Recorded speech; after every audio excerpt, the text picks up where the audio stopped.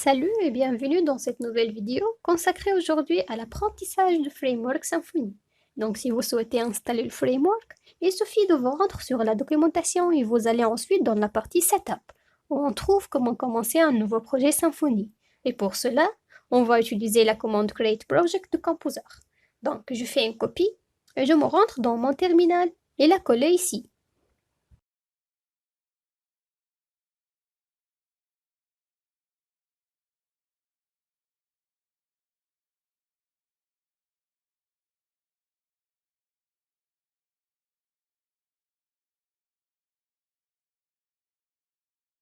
Automatiquement, il va télécharger le template, ainsi les différentes indépendances. Bien. Pour ouvrir notre projet, on peut utiliser soit un IDE ou bien un simple éditeur de texte. De mon côté, j'utilise VS Code. Par la suite, on trouve la structure de notre nouveau projet installé. D'abord, on a le dossier bin qui contient des exécutables permettant d'effectuer certaines opérations. Ensuite, on a le dossier config qui assure la configuration de notre projet. Et à l'intérieur, on va retrouver des fichiers en format YAML. C'est un format un peu particulier, mais simple à comprendre. Et il permet de spécifier la configuration. Donc, à la racine, on a le fichier route pour les routes, le fichier service, et le dossier package qui contient des configurations des différents packages. Par exemple, la partie doctrine. C'est la partie qui permet d'interagir avec la base de données. Donc, chaque fichier ici contient la configuration liée à son package. Et en troisième lieu, on trouve le dossier SRC. C'est un dossier important parce qu'il contient le code PHP de notre application. Et il correspond au namespace app. C'est directement spécifié au niveau de notre composer. Voilà le namespace app. Pointe vers ce dossier SRC.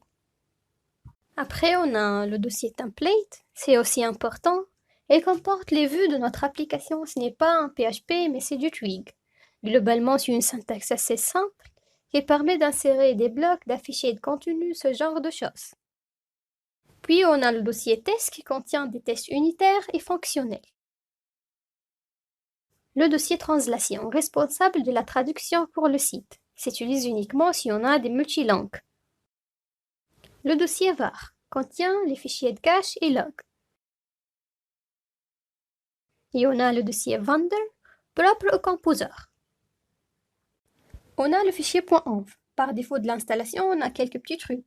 On a d'abord app.env, qui permet de spécifier l'environnement, est-ce qu'en dev ou en production. On a le app.secret qui sert au hachage de certaines informations. Et le plus important, c'est le database URL, l'URL de notre base de données. Donc, on utilise MySQL, mon login c'est root, mon mot de passe aussi root, je suis en local et ensuite le nom de base de données. Enfin, vous avez aussi une variable d'environnement pour le package SwiftMailer. Donc voilà pour la structure de base.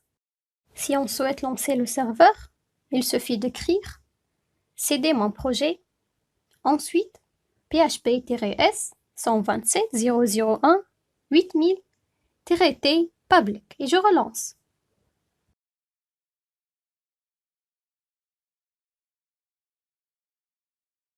Maintenant, si je réactualise ma page, je vais avoir la page d'accueil de Symfony et elle me dit bienvenue sur Symfony 5.0.